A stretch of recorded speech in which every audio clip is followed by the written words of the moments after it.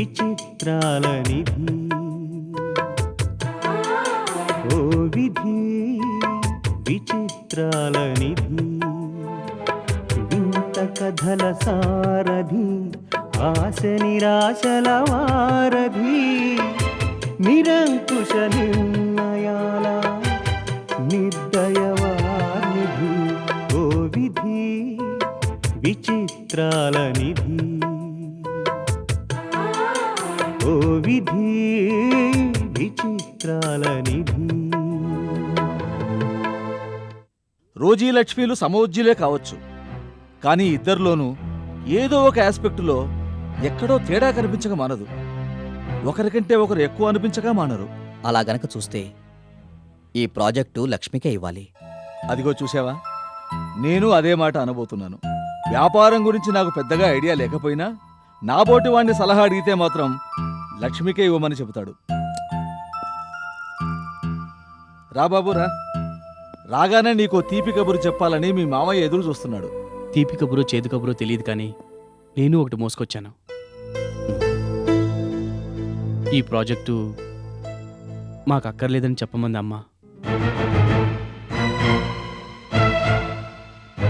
ఈ ప్రాజెక్టు వల్ల 2 కుటుంబాల మధ్య వైషమ్యాలు పెరగడం తనకిష్టం లేదని చెప్పమంది. ఈ ప్రాజెక్టు మీద భార్గవి ఎన్నో ఆశలు పెట్టుకుని ఉంది మావయ్య. తన బిజినెస్ కెరీర్ ఈ ప్రాజెక్టుతోనే ముడిపడి ఉంది. ఈ ప్రాజెక్ట్ ఆంటీ వాళ్ళకి ఇవ్వడమే న్యాయం. భార్గవి నా కూతురు కాబట్టి కూతురు అన్న పక్షపాతంతో ఆమెకే ప్రాజెక్ట్ అప్పచెప్పాడని నువ్వు అనుకో కదా బాబు.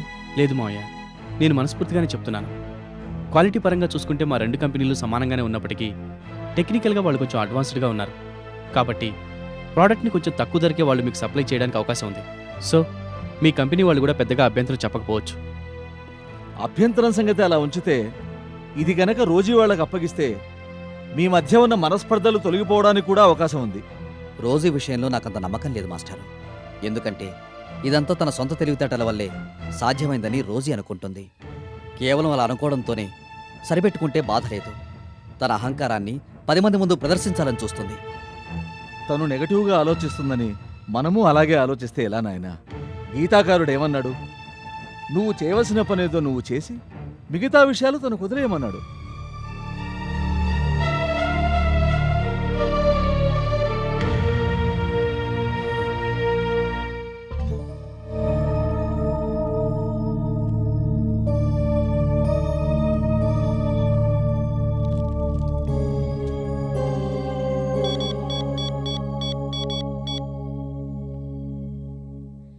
మిస్టర్ సుధాకర్, అర్జెంటుగా నాకు ఇన్ఫర్మేషన్ కావాలి. మొన్న మధ్య మార్కెట్ మీద బేర్ ఆపరేటర్స్ ఇన్ఫ్లుయెన్స్ని కంట్రోల్ చేయడానికి యాక్షన్ ప్లాన్ ఒకటి టేకప్ చేసింది సెబీ. గుర్తుందా మీకు? యా, సెబీ చైర్మన్తో ఇంటర్వ్యూ కూడా డౌన్లోడ్ చేసి ప్రిజర్వ్ చేశారు మన వాళ్ళు. డాక్యుమెంటేషన్ సెక్షన్ నుంచి ఆ వివరాలు తెప్పించి మీ దగ్గర రెడీగా ఉంచండి.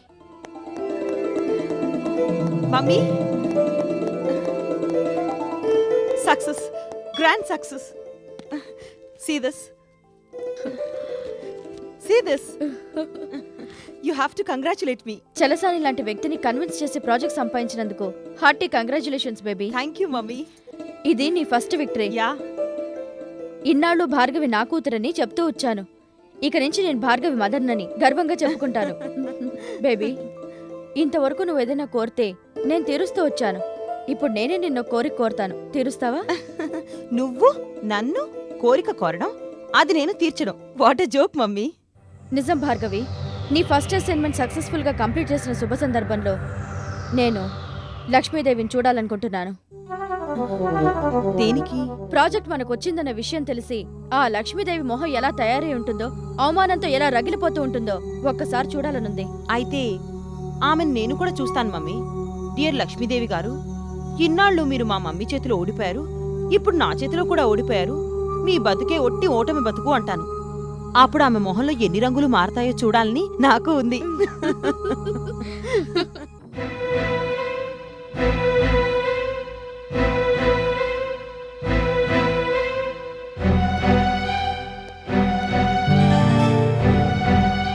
మేడం వచ్చారు.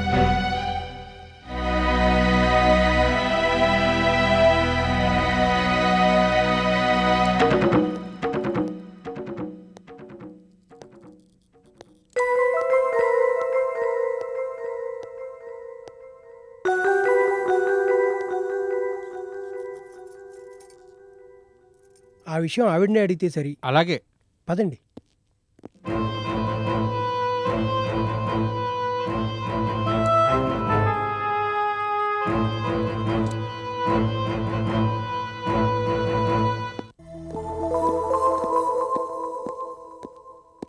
కూర్చోండి. మేడం, మేము విన్నది నిజమేనా? ఏమిన్నారు? చలసాని గారి ప్రాజెక్టు రోజీ గ్రూప్ ఆఫ్ కంపెనీస్కి ఇచ్చేశారట. అవును. అదేంటి మేడం, చలసాని గారి మాటల్లో మన కంపెనీ అన్ని విధాలా తనకు తగిందని, ఈ ప్రాజెక్టు మనకే ఇవ్వాలనుందని, ఇక లాంఛనప్రాయంగా సంతకాలు పెట్టుకోవడం ఒకటే మిగిలిందని అన్నారు. అన్న ప్రకారమే ప్రాజెక్టు వారు మనకే ఇస్తామన్నారు కూడా. మరెందుకని ఇవ్వలేదు మేడం? దానివల్ల మంచి కన్నా చెడే ఎక్కువగా జరుగుతుందనిపించి నేనే వద్దన్నాను. మీ నిర్ణయాన్ని ప్రశ్నించడం కాదు కానీ అది కంపెనీ ఇంట్రెస్ట్ని రిఫ్లెక్ట్ చేయలేదని మాత్రం చెప్పగలను. ఆ ప్రాజెక్టు వల్ల కొన్ని కోట్ల లాభం వస్తుందని, ఇంటర్నేషనల్ మార్కెట్లో మన కంపెనీకి మంచి పేరు వస్తుందని అనుకున్నాం. అనుకున్నవి అనుకున్నట్టే సవ్యంగా జరిగితే ఇక గొడవే ఉంటుంది రంగనాథం గారు. ఆ ప్రాజెక్టు వల్ల 2 వ్యాపార కుటుంబాల మధ్య పోడ్చలేనంత అగాధం ఏర్పడుతుందని ప్రాజెక్ట్ని వదిలేయడం జరిగింది. కుటుంబ కారణాలనేవి బిజినెస్ని ఇన్ఫ్లుయెన్స్ చేయకూడదని చెప్పే మీరే ఇలా మాట్లాడుతున్నారంటే చాలా ఆశ్చర్యంగా ఉంది మేడం. చెయ్యకూడని పనులు చేస్తూ వెళ్లడం అవతల వాళ్ళు పనిగా పెట్టుకున్నప్పుడు ఇలాంటి నిర్ణయాలు తీసుకోక తప్పదు రాజు. మీ నిర్ణయం ఎంతో మంది వాటాదారులను నిరాశపరిచింది మేడం. మీ పట్ల వారికున్న అచంచల విశ్వాసాన్ని కొంతవరకు దెబ్బతీసింది కూడా. షేర్ హోల్డర్స్ అంతా చాలా అసంతృప్తితో ఉన్నారు మేడం. వాళ్ళందరికీ నారాయణరావు గారు తెలుసు, ఆయన ఆశయాలు తెలుసు. తెలిసి ఇలా అసంతృప్తితో ఎందుకున్నారో అర్థం కావడం లేదు. కుటుంబ కారణాలనేవి బిజినెస్ని ఇన్ఫ్లుయెన్స్ చేయకూడదనేది నిజమే. కానీ బిజినెస్ అనేది మానవ సంబంధాలను దెబ్బతీయకూడదు. బిజినెస్ అనేది మనుషుల్ని శత్రువులుగా నిలబెట్టకూడదు. కానీ ఈ ప్రాజెక్టు వల్ల ఆల్రెడీ 2 కంపెనీల మధ్య ఉన్న అగాధం మరింత పెరిగితే ముందు మనం చేపట్టే అన్ని ప్రాజెక్ట్స్కి ఆటంకాలు కలిగించాలని చూస్తుంది రోజీ. అలా జరగకుండా ఉండాలంటే దీన్ని వదులుకోవడమే మంచిదనిపించింది. 10 రూపాయల నష్టం జరుగుతుందని ముందుగా తెలిసినప్పుడు ₹1 వదులుకోవడంలో తప్పు లేదనుకుంటున్నాను. రేపు ఈ కంపెనీ పగ్గాలను చేతపట్టి నడిపించవలసిన వ్యక్తి దీపక్. అతని వ్యక్తిగత జీవితాన్ని కూడా మనం లెక్కలోకి తీసుకోవాలి. బిజినెస్ అనేది యజమాని శ్రేయస్సు కోరితే యజమాని బిజినెస్ని పచ్చగా 10 కాలాల పాటు కొనసాగించే అవకాశం ఉంది. వీటన్నిటినీ దృష్టిలో ఉంచుకొని ఆ ప్రాజెక్టు మనకక్కర్లేదని చెప్పాను. ఇప్పుడు చెప్పండి, నా నిర్ణయం తప్పా? లేదు మేడం, మేమింత దూరం ఆలోచించలేకపోయాం. ఆలోచించకపోతే ఎలా మాలతి? మీ మనసేమిటో తెలియక మిమ్మల్ని అపార్థం చేసుకున్నాం. మమ్మల్ని మన్నించండి madam. It's all right.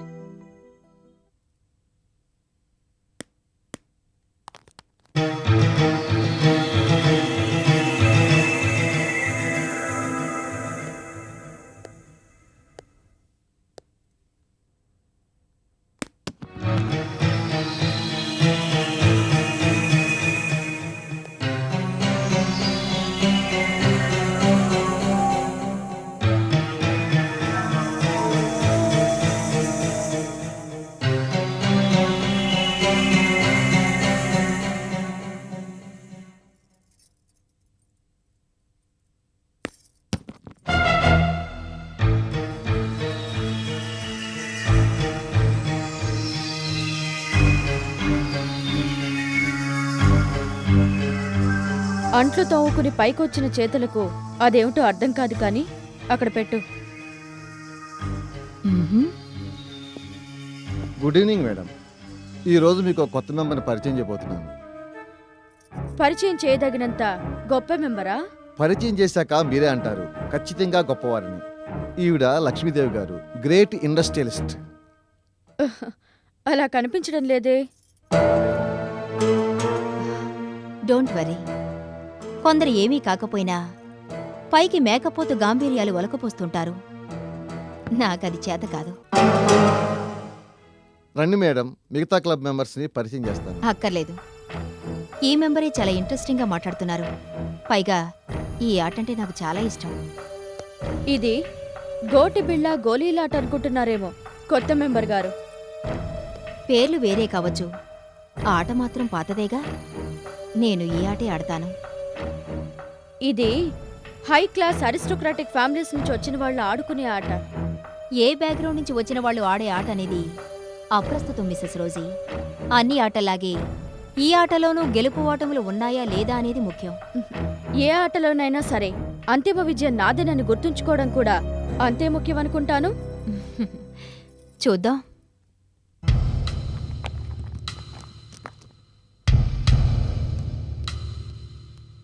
Rosie గారితో పోటీ పడటం, పోటీ పడి ఆడటం ఓ great experience madam. All the best. Thank you.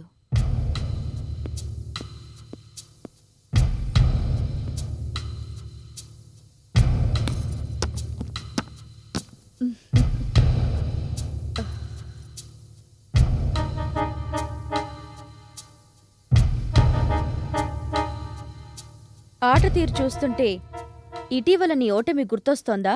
గెలిచిందెవరని ఓటమి గురించి మాట్లాడుతున్నావు? అమెరికన్ ప్రాజెక్ట్ సంపాదించుకున్న వాళ్ళది గెలుపు. పాపం దాన్ని దక్కించుకోవాలని నీకు తెలిసిన వేషాలన్నీ వేశావేమో కదా. నువ్వు వేసే ప్రతి ఎత్తును చిత్తు చేసి కేవలం నా తెలివితేటలతో దాన్ని సంపాదించుకున్నానని కుళ్ళుగా ఉందా? ఎదుటివాళ్ళు పచ్చగా ఉన్నా పైచేయిగా ఉన్నా కుళ్ళుకునేదానివి, కళ్ళల్లో నిప్పులు పోసుకునేదానివి నువ్వు రోజీ. షడా! ఆట కంటిన్యూ కావాలంటే ముందుగా నోరు మూసుకోవాల్సిన దానివి నువ్వు. ఆడు.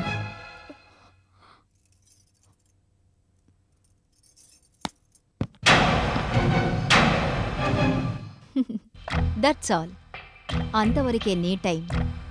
ఇక్కడి నుంచి మొదలయ్యేది నా time.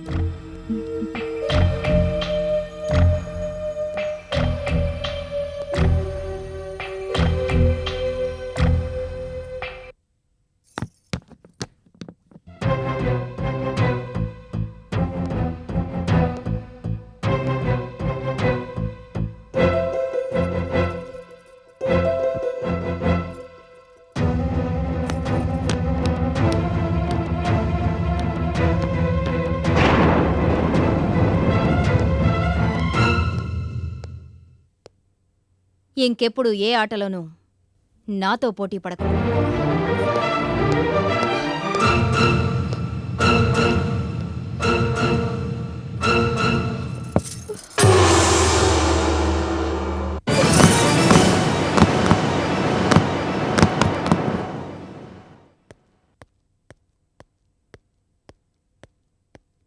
Deepak dear, beedi is here. నాకేం వద్దు beedi, please. Mummy is not taking, you are not taking. మరి కాఫీ ఎవరు డ్రింకింగు? ఎవరో ఒకరు తాగండి, నన్ను మాత్రం విసిగించొద్దు. బిజినెస్ ప్రాజెక్టు రోజీకే గోయింగ్ అని బాధగా ఫీలింగా? లేదు బీడి. మరెందుకలా సాడ్గా థింకింగు, మూడిగా స్టేయింగు? మావయ్య ఇవాళ అమెరికా బయలుదేరుతున్నారు. ఎవరు? మదన్ అమెరికా గోయింగా? అవును, తను వచ్చిందే నా కోసం, భార్గవి కోసం, మా ఇద్దరి కాపురం చక్కదిద్దడం కోసం. కానీ మా కాపురం బాగుపడకపోగా ఆయన మనసే మరింత పాడైపోయింది. పాపం పైకి చెప్పడం లేదు కానీ బీడి లోపల చాలా బాధపడుతున్నారు మావయ్య. బైబిల్లో ఓ కొటేషన్ ఉంది బాబు, దుఃఖితులైన వారు ధన్యులు, పరలోకమునందు వారు ఓదార్చబడుదురు అని. బీడి, ఎప్పుడో దొరికే ఓదార్పు కోసం ఇప్పుడు ఎదురయ్యే దుఃఖాన్ని భరించటం మనుషుల వల్ల సాధ్యమా? ఆకురాలు కాలంలో చెట్టు మూడైనప్పుడే వసంతంలో అది కొత్త చిగురు తొడిగి కొత్త సోయిగాలి సంతరించుకుంటుంది. అవుననుకో. ఇంటికొచ్చిన అతిథులను కూర్చోపెట్టకుండానే మాట్లాడుతున్నావు బిడి. మీరిద్దరూ మీరు టాకింగ్ కదా, కూర్చోమని చెప్పడానికి నాకు ఛాన్స్ ఎక్కడ గివింగు? బీడితో మీకు బాగా టైం పాస్ అవుతుందనుకుంటాను. వెళ్ళొస్తాను. వెళ్లే ప్రతిసారి అందరూ వెళ్ళొస్తామనే చెబుతారు, కానీ వెళ్ళాక మళ్ళీ తిరిగి రావాలన్న సంగతి ఏ కొద్ది మందికో గుర్తుంటుంది. ఆ కొద్ది మందిలో నేనున్నానని లెక్కేసుకో లక్ష్మి. మావయ్య మీ ప్రయాణాన్ని కొన్నాళ్ళు వాయిదా వేసుకోవచ్చు కదా. వాయిదా పడే ప్రయాణాలు ఒక పట్టాన మళ్ళీ మొదలుకావు దీపక్. ప్రాజెక్ట్ రోజీకిచ్చాక ఇక్కడి నుంచి ఎంత త్వరగా బయటపడితే అంత బాగుంటుందనిపిస్తోంది. వెళ్ళొస్తాను దీపక్, వెళ్ళొస్తా బీడి. ఈవినింగ్ ఎయిర్పోర్ట్కి వస్తాను మావయ్య. వీలుంటేనే రా. వస్తాను.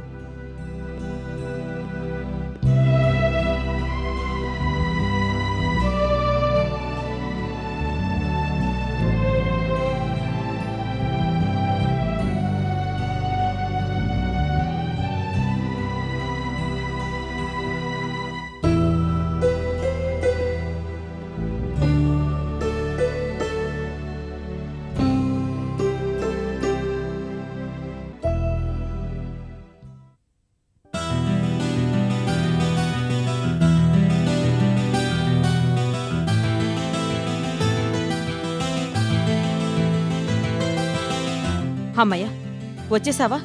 నువ్వు కూడా త్వరగా తయారవు మమ్మీ. నా సంగతి సరే, నువ్వెక్కడికి తయారవుతున్నావు? అదేంటి మమ్మీ తెలియనట్టు అడుగుతావు? డాడీ అమెరికా ప్రయాణం ఇవాళే కదా. డాడీనా? అదే చలసాని గారు బయలుదేరుతున్నది ఇవాళే కదా. బయలుదేరి నువ్వు. వచ్చిన వాళ్ళు వెళ్ళిపోక తప్పదు కదా. సెండ్ ఆఫ్ పార్టీ గ్రాండ్గా ఇద్దామని. లుక్ బేబీ, మిస్టర్ చలసాని అనే పెద్ద మనిషి వాళ్ళ కంపెనీ తరఫున డెలిగేట్గా ఒక బిజినెస్ పని మీద వచ్చాడు. ఇక్కడ పని అయిపోయింది, వెళ్ళిపోతున్నాడు. That's all. దానికి మనమేం పెద్దగా ఆర్భాటం చేయాల్సిన అవసరం లేదు. సెండ్ ఆఫ్ విషయానికొస్తే అతనంటే పడి చచ్చేవాళ్ళు, అతన్ని సొంత మనిషిగా భావించేవాళ్ళు ఇచ్చుకుంటారు. అది మనకు అనవసరం. చలసాని గారు కేవలం ఒక అమెరికన్ డెలిగేట్ మాత్రమేనా మమ్మీ? అంతకు మించి మనకేమీ కారా? అవుతాడని నువ్వనుకుంటున్నావా? అనుకోవడం తప్పంటావా? ఎస్, ముమ్మాటికి తప్పే. మళ్ళీ చెప్తున్నాను, అతను కేవలం ఒక బిజినెస్ మ్యాన్ మాత్రమే. ఆయన్ని డాడీ అని నువ్వు పిలవమని చెప్పిన సంగతి మర్చిపోతున్నావు మమ్మీ. బిజినెస్లో భాగంగా అలా పిలవమన్నాను. ఎందుకంత మెకానికల్గా ఆలోచిస్తున్నావు మమ్మీ? నా ఆలోచనను ఆక్షేపించే స్థాయికి ఎదిగావా? లేదు మమ్మీ, ఆయన నా కన్నతండ్రి కాబట్టి అలా పిలవమని నువ్వు చెప్పావు, నేను పిలిచాను. మన ముగ్గురి మధ్య బిజినెస్ని మించిన రిలేషన్షిప్ ఒకటుందని నీకు గుర్తు చేస్తున్నాను మమ్మీ. పెద్ద పెద్ద మాటలు మాట్లాడుతున్నావు భార్గవి. కొన్ని సంగతులను అర్థం చేసుకునే శక్తి నీకింక రాలేదు కాబట్టే నువ్విలా మాట్లాడుతున్నావు. ఏదో ఒక ప్రాజెక్ట్ సంపాదించినంత మాత్రాన నువ్వు పెద్దదాని వైపోయావని అనుకోకు. చాలా విషయాల్లో నువ్వింక పసిదానివేనన్న సంగతి మర్చిపోవద్దు. పోనీ ఆయన కూతురుగా కాకపోయినా బిజినెస్ పరంగా ఆలోచించినా వచ్చిన అతిథుల్ని సాగనంపే మర్యాద ఒకటి ఉంది కదా మమ్మీ. అంతగా బిజినెస్ మర్యాదలు పాటించాలనిపిస్తే కంపెనీ ఎగ్జిక్యూటివ్ ఎవరినైనా పిలిచి బుకే ఇచ్చి పంపించు. అంతేగాని సెండ్ ఆఫ్కి మాత్రం నువ్వు వెళ్ళడానికి వీల్లేదు.